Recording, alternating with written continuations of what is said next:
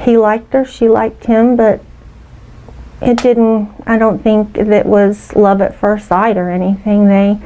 Chris Watts's mother, Cindy Watts, and Shanann never got along. What started as typical mother-in-law friction evolved into something far more toxic, a deep-seated animosity that would later cast a disturbing shadow over one of America's most shocking family murders. The Watts family tragedy didn't begin on that August morning in 2018, when Shanann and her 2 daughters disappeared. The cracks in this family's foundation had been forming for years, with Cindy Watts at the epicenter of a bitter, unrelenting conflict. Cindy made no secret of her feelings. But perhaps the most chilling aspect of Cindy Watts' role in this tragedy wasn't what happened before the murders, it was what happened after. And he said that they have been talking about divorce, that they are not compatible anymore, and he was not happy anymore. And I finally thought he's finally seen the light. While the world called Chris Watts a monster, one voice never joined the outrage: his mother's. Even after he confessed to killing his wife and daughters, Cindy Watts insisted her son wasn't a psychopath. He was just misunderstood. Your life is not over. It is not over. And you better stay strong, because I have got to stay strong. Okay? I have got to stay strong, because this is we all will get through this together. Okay. You, me, Ronnie, Jamie, all of us will get through this together, because we love you so much. I love you too. I don't care what you did. I love you so much. And that's In the all there days is after the to it. murders, as the world painted Chris Watts as the face of evil, Cindy refused to believe it. She told reporters he was pushed too far, that Shanann controlled him, that something was definitely wrong. In November 2018, Chris Watts was sentenced to life in prison without parole for murdering his pregnant wife and 2 young daughters. He confessed to strangling his pregnant wife, Shanann. Then he killed 4-year-old Bella and 3-year-old Cece, smothering their tiny bodies into oil tanks. Cindy Watts. Through her own tears, she speaks words that will haunt this case forever. My name is Cindy Watts. I am the grandmother of 2 beautiful granddaughters, Bella Marie, Celeste Catherine Watts. I am also the mother of Christopher Watts, who I will be directing most of my statement to. I am still struggling to understand how and why this tragedy occurred. I may never be able to understand and accept it, but I pray for peace and healing for all of us. Now to my son Christopher, I have known you since the day you were born into this world. I have watched you grow from a quiet and sweet, curious child who Bella reminded me so much of, to a young man who worked hard in sports and later mechanics to achieve your goals. You are a good friend, brother, father, and son. We have loved you from the beginning, and we still love you now. This might be hard for some to understand, how I can sit here under these circumstances and tell you, although we are heartbroken, although we can't imagine what could have led us to this day, but we love you. Maybe you can't believe it either. As your mother, Chris, I have always loved you, and I still do. I hate what has happened. Your father and sister and I are struggling to understand why, but we will remain faithful as your family, just as God remains faithful because of his unconditional love for us all. We love you, and we forgive you. How does a grandmother look at the man who murdered her grandchildren and say, "I forgive you"? What kind of hatred runs so deep that a mother chooses her killer son over her innocent granddaughters? The answer lies in a toxic relationship that began long before the murders, a relationship so poisonous it may have helped create the very monster Cindy Watts now defends.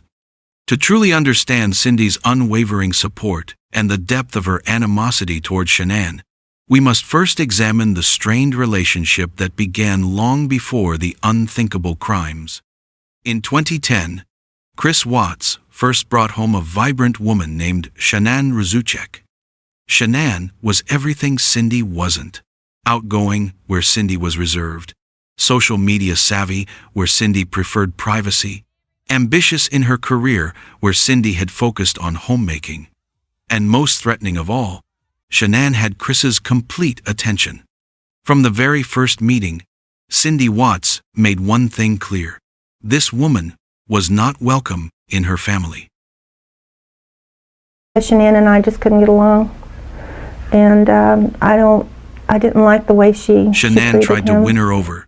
She complimented Cindy's cooking, asked about family traditions. Nothing worked. Chris found himself caught in the middle. His mother clearly didn't like Shanann. But the real declaration of war came in 2012. Chris and Shanann were planning their wedding. Invitations went out. Venues were booked. Shanann picked out her dress, dreaming of walking down the aisle toward the man she loved, surrounded by both their families. Then Cindy Watts made a decision that would define their relationship forever. She refused to attend their son's wedding. We didn't attend. Really? We didn't attend because Shanann and I Think just about couldn't get that for a along. moment.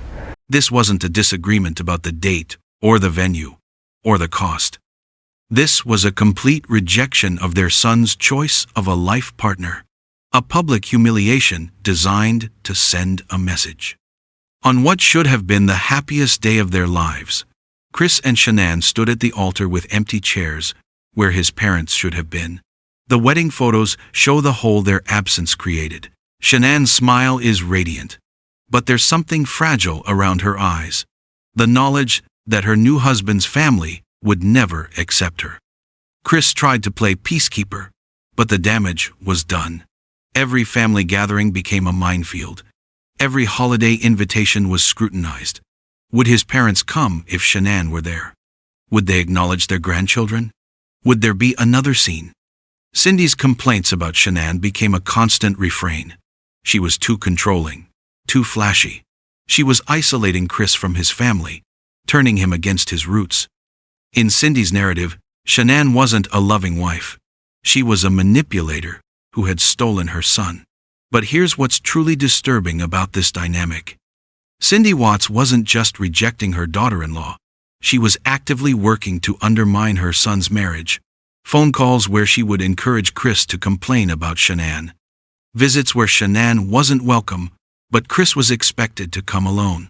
A systematic campaign to create division in her son's household.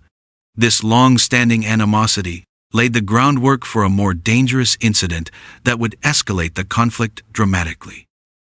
In June 2018, Chris decides to take his family to visit his parents in North Carolina. It's been months since the last visit, and Shanann hopes maybe this time will be different. Maybe they can find some common ground for the sake of the children. She had no idea it would be fraught with tension. Cece, now 3 years old, has a severe tree nut allergy. Not the kind where she gets a little rash or upset stomach, the kind that can kill her in minutes. Anaphylactic shock, swollen airways, complete respiratory failure. Shanann has been managing this allergy since Cece was a toddler. EpiPens in every bag, careful reading of every food label, education for every caregiver about the seriousness of the condition. It's not paranoia. It's literally life and death. Before the trip, Shanann made sure to pack all the emergency medications. She even brings safe snacks and treats so Cece won't feel left out during the visit. On the second day of the visit, while Shanann is upstairs putting Bella down for a nap, Cindy decides to serve the children a special treat. Ice cream. She calls them over with a smile, scooping generous portions into small bowls. The ice cream contains tree nuts. Cindy knows this. She's read the label. She's been specifically told about Cece's allergy, but she serves it anyway. When Shanann came downstairs and sees the ice cream container on the counter, her entire body goes cold. She recognizes that brand. She knows what's in it. Her eyes dart to Cece. The terror that floods through Shanann in that moment is primal and absolute. She confronts Cindy directly, her voice shaking with rage and disbelief. Shanann's voice trembled with anger as she warned Cindy that Cece could have died from that ice cream. And Cindy's response is what breaks something fundamental in Shanann's understanding of this woman. Cindy doesn't apologize, doesn't show remorse, doesn't acknowledge the severity of what just happened. Instead, she dismisses Shanann's reaction as dramatic overprotection. The gaslighting is breathtaking in its cruelty. Cindy has just exposed her granddaughter to something dangerous to her, and is now blaming the mother for being too careful. That's when Shanann realizes, with horrifying clarity, that Cindy values winning their ongoing war more than she values her own granddaughter's life. Shanann then makes a decision that will define the rest of their relationship. She will never allow her children to be alone with this woman again, ever. She immediately left with the girls, and that was the last time they ever met. Cindy Watts shows no remorse, no apology, no acknowledgement that she almost killed a child. Instead, she doubles down. Shanann is overprotective, she tells Chris later. Let that sink in for a moment. A grandmother deliberately poisoned her granddaughter and then blamed the mother for being overprotective. The text messages from that day still exist. Shanann, still shaking from the trauma, trying to explain to friends what happened. Her words capture the horror and disbelief. She knew about the allergy. I told her multiple times. She fed Cece nuts anyway. I don't think she cares if Cece lives or dies as long as she can prove a point against me. Shanann also made posts on Facebook, venting out her anger about the incidents. The posts accused Cindy of being reckless with Celeste's life. Chris's response to this incident reveals everything you need to know about the family dynamics.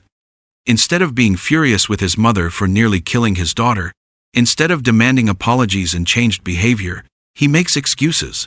Mom didn't mean it, he tells Shanann. She just forgot.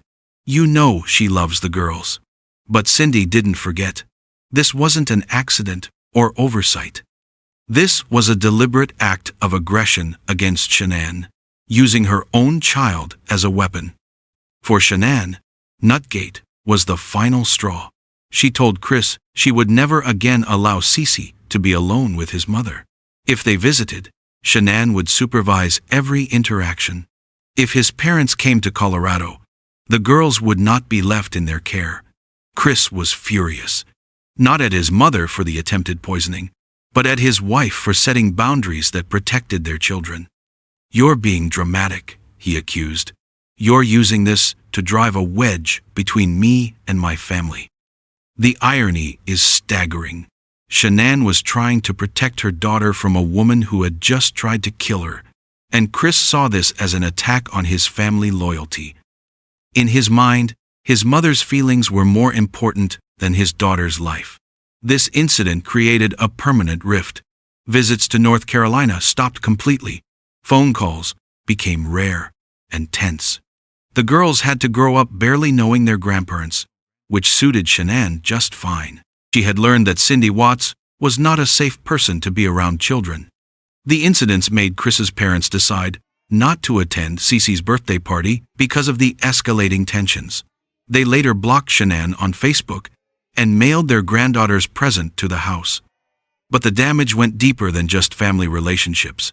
Chris began to resent Shanann for forcing him to choose between his wife and his mother. He started making secret phone calls to Cindy, complaining about his marriage, his financial stress, his feeling trapped.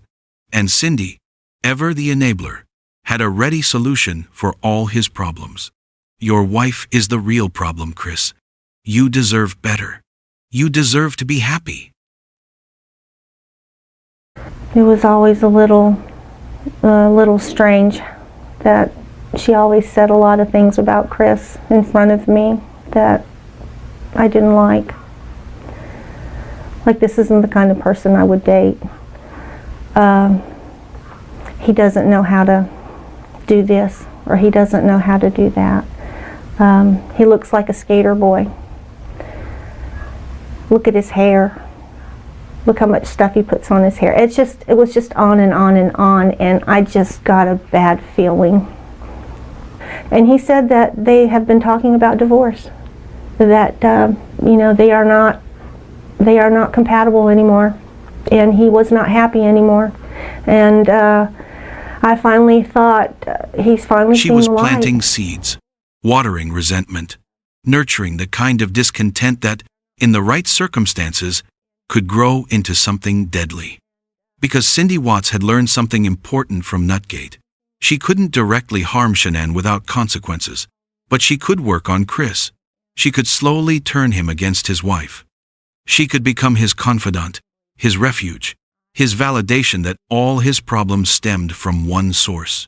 Chris kept making regular calls to his mother without Shanann's knowledge, sharing intimate details about their marriage, their finances, their arguments, and Cindy was always there with the same message.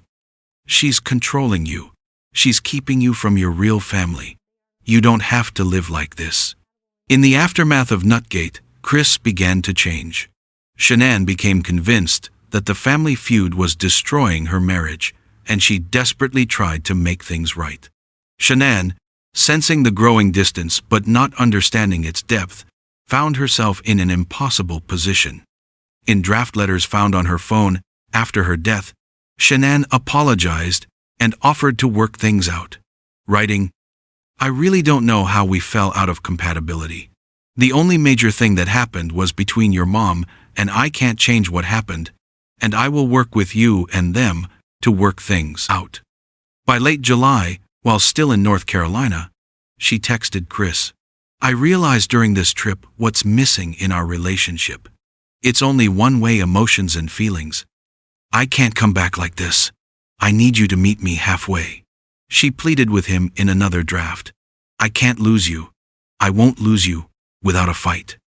I will fight for your love, fight for us. I will do anything always for you." But Chris had already emotionally checked out. She was apologizing, compromising, and offering to mend the rift with his family, all while Chris was already planning her murder. The affair with Nicole Kessinger didn't happen in a vacuum. It happened in the context of a man who had been systematically turned against his wife by the one person who should have been supporting his marriage, his own mother. And when Chris finally snapped, when he made the decision to murder his entire family rather than face the complications of divorce, Cindy's reaction revealed the true depth of her hatred. She didn't grieve for her granddaughters. She didn't mourn for the daughter-in-law she had tormented. Instead, she began planning their defense campaign. Because in Cindy's mind, even mass murder was preferable to admitting she had been wrong about Shanann. August 15th, 2018.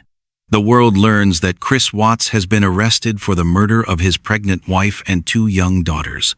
News crews descend on Frederick, Colorado. Social media explodes with horror and disbelief.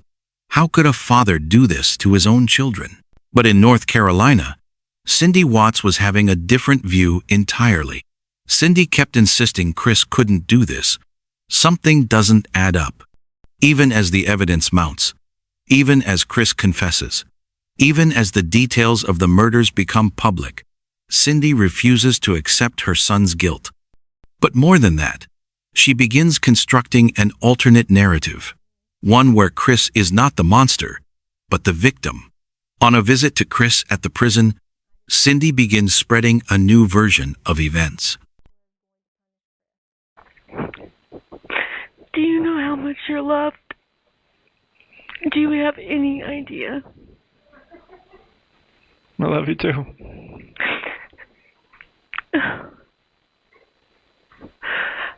Chris, we love you so much. And we will never, ever, ever abandon you. Do you hear me? Thank you.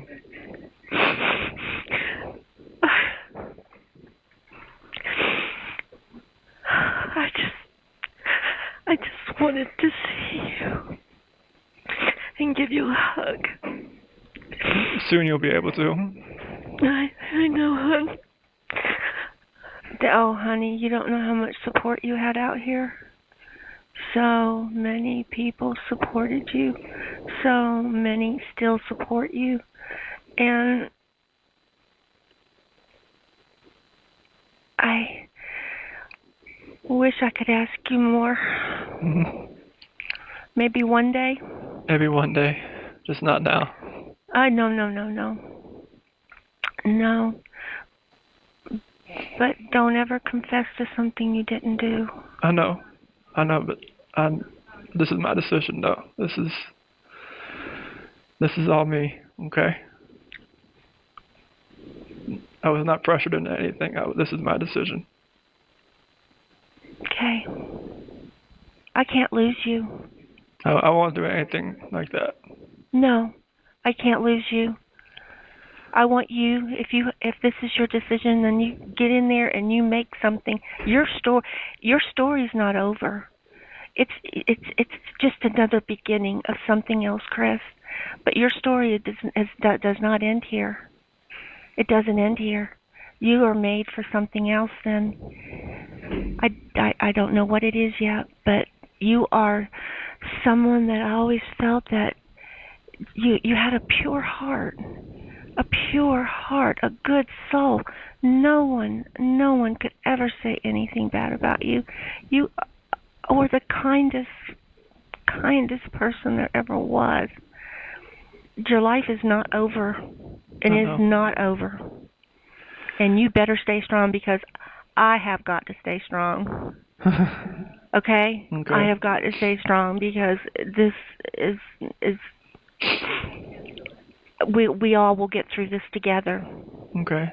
You, me, Ronnie, Jamie, all of us will get through this together because we love you so much. I love you too. I don't care what you did. I love you so much. And that's all there is to it. Christopher, you look really good. Thank you. You do too. You do. You look really, really good. Oh my goodness. Yeah, your peanut butter and jelly sandwiches. I hear that you like those a lot. That's the only thing to really look forward to in here. Oh, darn. Christopher, we support you 100%. I don't care what happens. You know, if you ever want to tell us, fine.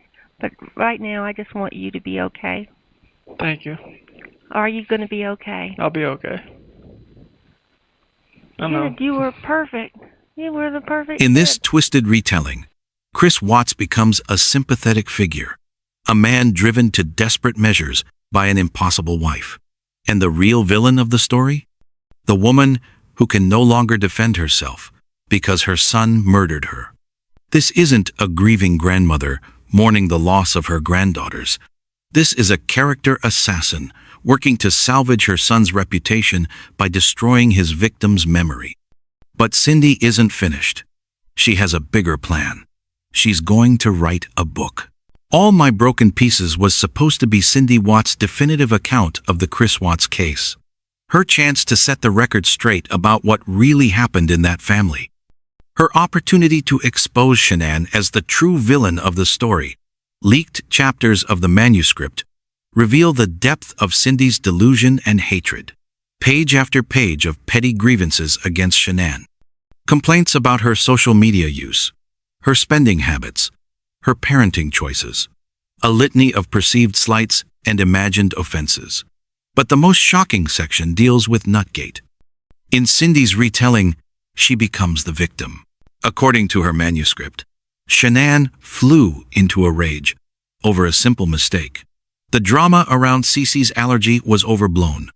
Shanann used the incident to turn Chris against his family and play the victim. Cindy paints herself as a loving grandmother who made an innocent error, then was viciously attacked by her vindictive daughter-in-law, that Shanann was impossible to please, and looking for reasons to be angry. The book was never officially published, but excerpts circulated online. The public reaction was swift and brutal. Even people who initially had sympathy for the Watts parents were horrified by Cindy's complete lack of empathy for the victims. But the leaked chapters served their purpose. They revealed the true mindset of a woman so consumed with hatred that she could turn her own granddaughter's murders into a story about her son's victimization. Today, Chris Watts sits in his Wisconsin prison cell, serving 5 life sentences without the possibility of parole. His daily routine is monotonous: wake at 5 a.m., work detail, meals, limited recreation time, lights out at 9 p.m. But Chris isn't alone in his imprisonment. Every week, like clockwork, he receives letters from North Carolina, photos from family gatherings he'll never attend, and always the same message of unwavering support. Cindy and Ronnie Watts haven't just maintained their support of their son, they've made it their life's mission. Shanann's parents, Frank and Sandra Ruzuchek, have had to watch their daughter's reputation be systematically destroyed by the very people who should be grieving alongside them. Meanwhile, the real victims of this case remain forgotten in their family's ongoing campaign. Bella and Cece Watts have become footnotes in their father's story, rather than children worthy of individual mourning and remembrance. Their bedrooms in the Frederick house, the house where they died, were eventually cleaned out and sold. Their toys and clothes went to charity. Their artwork was thrown away. The physical evidence of their short lives has been erased, while their killer continues to receive care packages and emotional support. The Chris Watts case isn't just about one man's decision to murder his family. It's about the family systems that create such monsters. It's about the difference between healthy love and toxic enabling. It's about the courage required to choose truth over comfort, justice over loyalty, victims over perpetrators. Cindy Watts could have honored Shanann and their granddaughter's memory while acknowledging their son's guilt. They could have supported his imprisonment while working toward genuine healing for everyone affected by his crimes. Instead, they chose the easy path, the path of denial, blame shifting, and self-preservation. They chose to comfort themselves with lies rather than face the truth about their family dynamics and their role in this tragedy. In doing so, they became a cautionary tale about the dangers of unconditional support without moral boundaries. They showed us what happens when family loyalty becomes more important than justice, when parental love becomes more important than victims' rights. Shanann, Bella, and Cece remain dead, their memory under constant attack from the very people who should be protecting it. Shanann, Bella, and Cece are the victims who deserve our remembrance, our grief, our justice. Not the man who killed them, not the parents who enable him, not the family system that created him. In the end, the most important thing we can do is refuse to forget. Refuse to let the narrative be rewritten. Refuse to allow victims to be transformed into villains or killers to be transformed into martyrs. Some stories don't have happy endings. Some families don't get redemption. Some love is so twisted it becomes indistinguishable from hate. But the truth remains the truth. No matter how many people try to bury it, the victims deserve better. Justice demands better. And somewhere, in a place beyond the reach of toxic family loyalty and moral inversion, Shanann, Bella, Cece, and baby Nico are finally at peace. What do you think? Can a mother's love be so blind that it becomes evil? Is there a point where family loyalty crosses the line into moral complicity? And how do we honor victims when their own families work to erase their memory? Leave your thoughts in the comments below. Don't forget to like, share, and subscribe for more stories like this. Thanks for watching.